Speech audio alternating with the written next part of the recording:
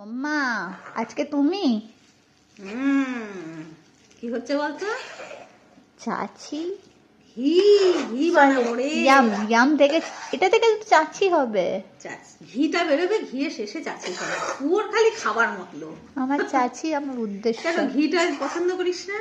হ্যাঁ, কিন্তু তার আগে তো চাচি পাবো না। ফেটাতে ফেটাতে এমনি। আমাকে দাও একটু, দাও না, না আমি খাবো একটু। ফেটাতে ফেটাতে দেখেছিস সেই মাখন মধ্যে দলা পাকিয়ে যায়। অনেকের মধ্যে ঠান্ডা জল ঢেলে আবার মাথাটা বের করে নেয়। আমি করি না, কারণ চাচিটা তোরা ভালোবাসিস বলে। এটাকে এবারে এই যে ফেটিয়ে নিয়েছি ভালো করে। এবার এটাকে গ্যাসে বসাবো।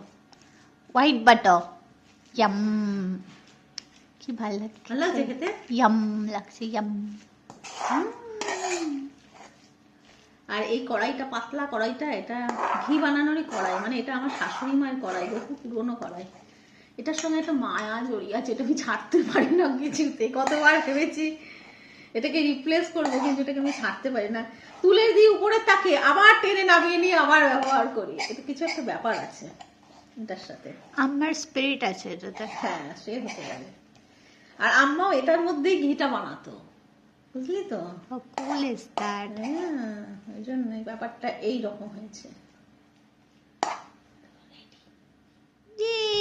আরেকবার দেখি।